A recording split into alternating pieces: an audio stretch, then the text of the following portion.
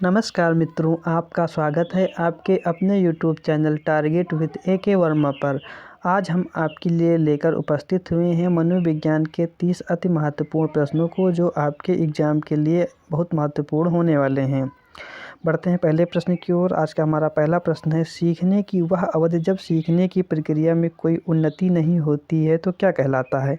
तो सीखने की उन्नति जब नहीं होती है, वह अवधि जब सीखने की प्रक्रिया में कोई उन्नति नहीं होती तो क्या कहलाती है। सीखने का वक्र कहलाती है, सीखने का पठार कहलाती है, स्मृति कहलाती है या अवधान कहलाती है। तो जब सीखने की प्रक्रिया में कोई उन्नति ही नहीं होती है तो उसे सीखने का पठार कहा जाता है। विकल्प नंबर दूसरा सही रहेगा। नेक्स्ट प्रश्न की ओर बढ़ते हैं, बुद्धिलब्ध निकालने का सूत्र क्या होता है। तो बुद्धिलब्ध जो निकालने का सूत्र क्या होता है, बुद्धिलब्ध को IQ कहते हैं। IQ मानसिक आयु गुणे वास्तविक आयु, वास्तविक आयु भागे मानसिक आयु, वास्तविक आयु भागे मानसिक आयु गुणे 100, वास्तविक आयु गुणे मानसिक आयु। तो इसमें जो हमारा राइट रहेगा वो 3 नंबर राइट रहेगा। मानसिक आयु भागे वास्तविक आयु गुणे 100 जो ये होता है, ये बुद्धिलब्धि निकालने का सूत्र होता है और इससे बच्चे की बुद्धिलब्धि का ज्ञान हमें होता है। नेक्स्ट प्रश्न की ओर बढ़ते हैं। अगला प्रश्न है, सीखने के प्रयास व भूल के सिद्धांत। जो सीखने का प्रयास व भूल का काफ़ी इंपॉर्टेंट सिद्धांत है, का प्रतिपादन किसने किया। और इस सिद्धांत को प्रयास व त्रुटि के सिद्धांत के नाम से भी जाना जाता है। कोहलर ने किया, पावलोव ने किया, थॉर्नडाइक ने किया या गेस्टाल्ट ने किया। तो सीखने के प्रयास व त्रुटि के सिद्धांत या प्रयास व भूल के सिद्धांत का जो प्रतिपादन है वो थॉर्नडाइक जी ने किया है। और इन्होंने 3 प्रमुख नियम बताए, एक तत्परता का नियम, एक प्रभाव का नियम और एक अभ्यास का नियम। तथा यह प्रयोग इन्होंने बिल्ली पर किया था। इसमें राइट आंसर रहेगा हमारा थॉर्नडाइक। नेक्स्ट प्रश्न की ओर बढ़ते हैं। नेक्स्ट प्रश्न है हमारा, सामान्य संयुक्त कोशिका में गुणसूत्रों के जोड़े होते हैं। जो सामान्य संयुक्त कोशिका होती है उसमें गुणसूत्रों के कितने जोड़े होते हैं। 22 होते हैं, 23 होते हैं, 24 होते हैं या इनमें से कोई नहीं। तो जो सामान्य संयुक्त कोशिका होती है उसमें गुणसूत्रों के 23 जोड़े होते हैं और इनकी कुल जो संख्या होती है वो होती है 46। विकल्प नंबर इसमें दूसरा सही रहेगा। नेक्स्ट प्रश्न की ओर बढ़ते हैं। अगला प्रश्न है, क्रिया प्रसूत अनुबंधन सिद्धांत का प्रतिपादन किसने किया। क्रिया प्रसूत अनुबंधन सिद्धांत का जो है प्रतिपादन किसने किया। हॉल ने किया, थॉर्नडाइक ने किया, हेगल्ती ने किया या स्किनर ने किया। तो जो क्रिया प्रसूत अनुबंधन सिद्धांत है और इसका जो प्रयोग है वो कबूतर पर किया गया था। और इसको जो करने वाले मनोवैज्ञानिक थे वो स्किनर थे, BF स्किनर। इन्होंने क्रिया प्रसूत अनुबंधन सिद्धांत का प्रतिपादन किया। अगला प्रश्न है, कोहलर निम्न में से किससे संबंधित हैं। जो कोहलर हैं वो किससे संबंधित हैं। अभिप्रेरणा का सिद्धांत, विकास का सिद्धांत, व्यक्तित्व का सिद्धांत या अधिगम का सिद्धांत। कोहलर का जो संबंध है वो अधिगम के सिद्धांत से है। विकल्प नंबर इसमें चौथा सही रहेगा। बुद्ध के तरल क्रिस्टल प्रतिपान के प्रतिपादक कौन थे। जो बुद्ध का तरल क्रिस्टल प्रतिपान मॉडल था उसके जो प्रतिपादक थे वो कौन थे। कैटल थे, थॉर्नडाइक थे, वर्नन थे या स्किनर थे। तो बुद्ध के जो तरल क्रिस्टल प्रतिपान के प्रतिपादक थे वो थे RB कैटल जी। विकल्प नंबर पहला राइट रहेगा। नेक्स्ट प्रश्न हम देखते हैं, शिक्षण हेतु मानसिक उद्वेलन प्रतिपान का प्रयोग निम्न में से किसके सुधार हेतु किया जाता है। तो शिक्षण के मानसिक उद्वेलन प्रतिपान का जो प्रयोग है वो किसके सुधार हेतु किया जाता है। समझ के, अनुप्रयोग के, सृजनात्मकता के या समस्या समाधान के। मानसिक उद्वेलन प्रतिपान का जो प्रयोग होता है वो सृजनात्मकता के सुधार हेतु किया जाता है। सृजनात्मकता का शाब्दिक अर्थ होता है किसी नवीन वस्तु या विचार का सृजन। गोलमैन 9वां नंबर प्रश्न है, गोलमैन निम्न में से किसी से संबंधित हैं। सामाजिक बुद्धि से, संवेगात्मक बुद्धि से, आध्यात्मिक बुद्धि से या सामान्य बुद्धि से। तो जो गोलमैन जी का संबंध है वो है हमारी संवेगात्मक बुद्धि से। विकल्प नंबर दूसरा सही रहेगा। अगला प्रश्न है, निम्न में से शेष से भिन्न है।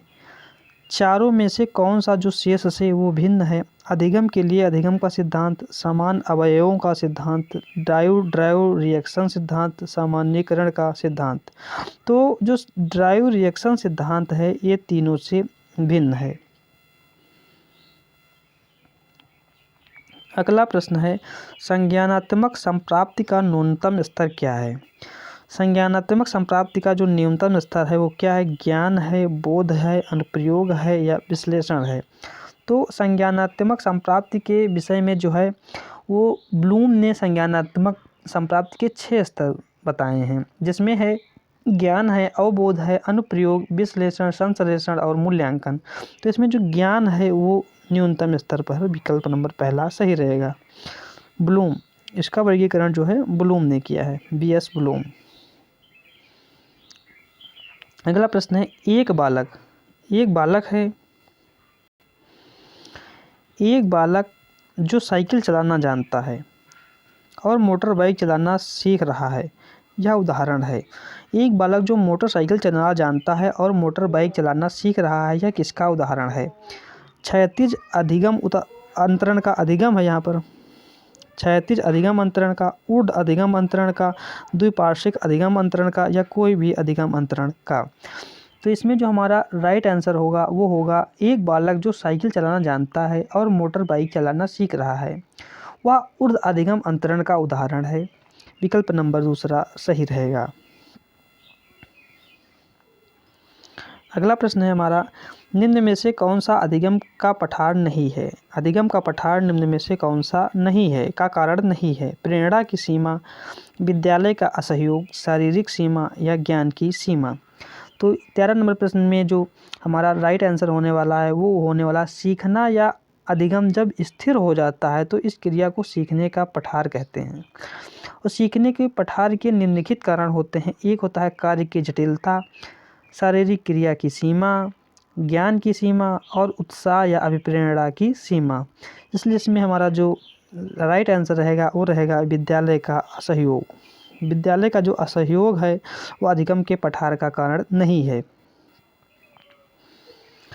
अगला प्रश्न है 14 नंबर, अधिगम अनुभव और प्रशिक्षण के परिणाम स्वरूप व्यवहार में परिवर्तन है। एक परिभाषा दी गई है, अधिगम अनुभव और प्रशिक्षण के परिणाम स्वरूप व्यवहार में परिवर्तन है। यह कथन किसके द्वारा दिया गया? गेट्स व अन्य, मॉर्गन और गिलीलैंड, स्किनर या क्रॉनबॉक।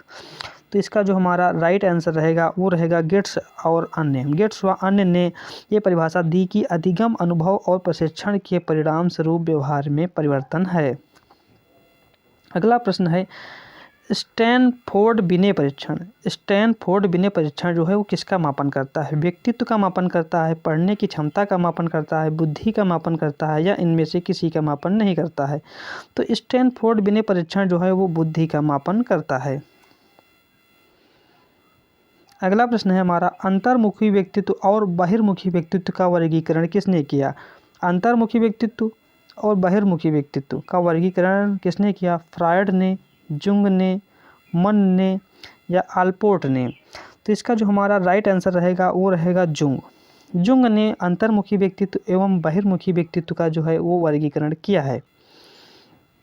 अगला प्रश्न देखते हैं, बच्चों के सामाजिक विकास को प्रभावित करने वाले कारक हैं। बच्चों के सामाजिक विकास को प्रभावित करने वाले कारक कौन से हैं? आर्थिक तत्व, सामाजिक परिवेश जन्य तत्व, शारीरिक तत्व या वंशानुगत तत्व। तो 17 नंबर प्रश्न का जो हमारा राइट आंसर होने वाला है वो होने वाला सामाजिक परिवेश जन्य तत्व जो है बच्चों के सामाजिक विकास को प्रभावित करने वाले कारक हैं। अगला प्रश्न है, निम्न में से कौन सा शारीरिक विकास का एक प्रमुख नियम है?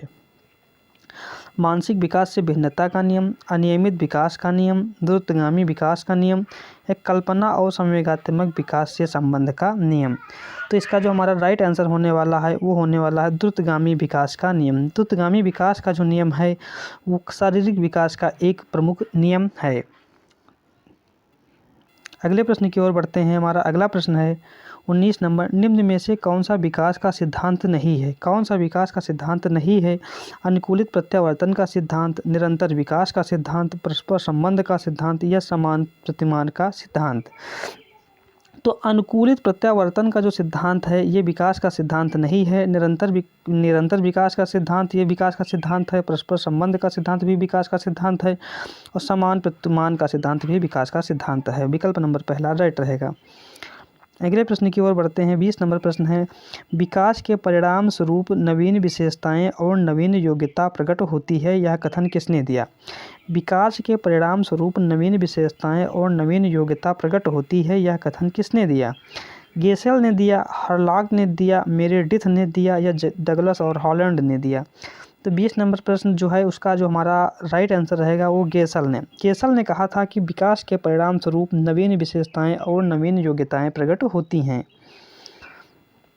अगला प्रश्न है, मूल प्रवृत्तियों को 14 प्रकार से किसने वर्गीकृत किया? जो मूल प्रवृत्तियां होती हैं उनको 14 प्रकार से जो वर्गीकृत किया है वो किसने किया है? डेविल ने, मैकडूगल ने, थॉर्नडाइक ने या वुडवर्थ ने? तो मूल प्रवृत्तियों की जहाँ पर बात आ जाती है उसका संबंध जो है मैकडूगल से होता है। मैकडूगल ने जो 14 प्रकार की मूल प्रवृत्तियाँ बताई हैं। नेक्स्ट प्रश्न है, किसी दूसरे वस्तु की अपेक्षा एक वस्तु पर चेतना का केंद्रीकरण अवधान है। अवधान की ये परिभाषा जो है किसने दी है? डम्पल ने दी है, रॉस ने दी है, मन ने दी है या मैकडूगल ने दी है?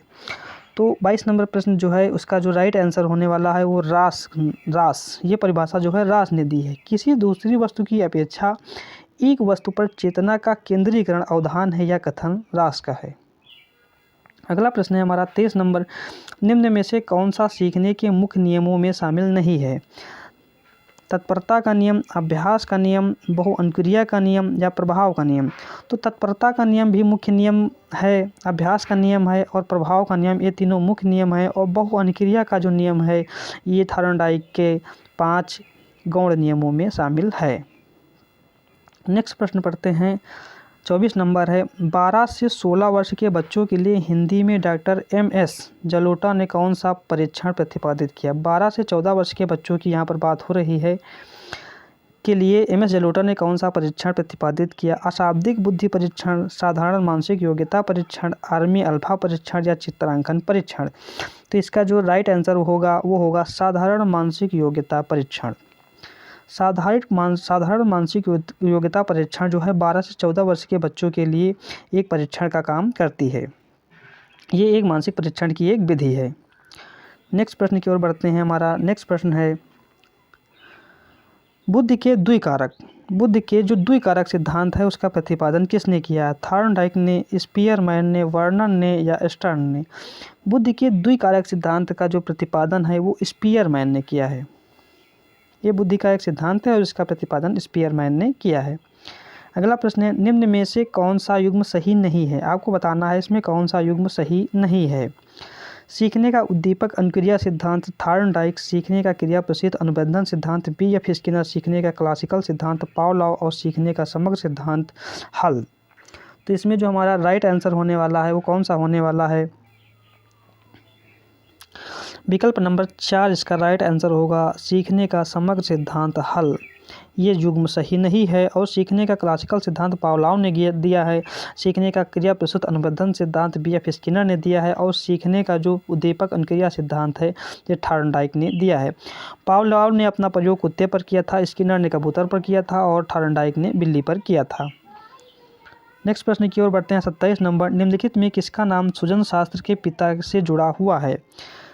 क्रो का, गाल्टन का, रॉस का या वुडवर्थ का? तो सुजन शास्त्र के पिता के रूप में जो नाम आता है वो आता है गाल्टन का। गाल्टन का नाम सुजन शास्त्र के पिता के रूप में लिया जाता है। नेक्स्ट प्रश्न की ओर बढ़ते हैं। 28 नंबर प्रश्न है, ग्रंथियों के आधार पर व्यक्तित्व के विभिन्न प्रकारों की चर्चा किसने की है? ग्रंथियों के आधार पर व्यक्तित्व के विभिन्न प्रकारों की जो चर्चा है वो किसने की है? क्रेस्मर ने की है, यूंग ने की है, कैनन ने की है या स्प्रेंजर ने की है? तो 28 नंबर प्रश्न का जो हमारा राइट आंसर होगा वो होगा क्रेस्मर। ग्रंथियों के आधार पर व्यक्तित्व के विभिन्न प्रकारों की चर्चा जो है क्रेस्मर ने की है। नेक्स्ट प्रश्न की ओर बढ़ते हैं। अगला प्रश्न है हमारा, सृजनात्मकता मौलिक परिणामों को अभिव्यक्त करने की मानसिक प्रक्रिया है।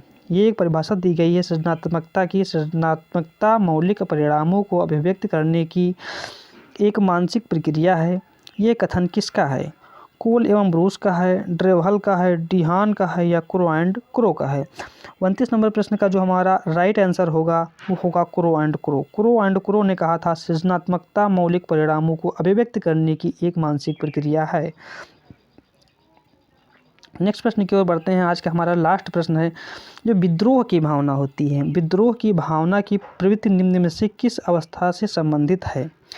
बाल्यावस्था, शैशवावस्था, पूर्व किशोरावस्था या मध्य किशोरावस्था। तो इसका जो राइट आंसर है वो है मध्य किशोरावस्था। मध्य किशोरावस्था में विद्रोह की भावना जागृत होती है।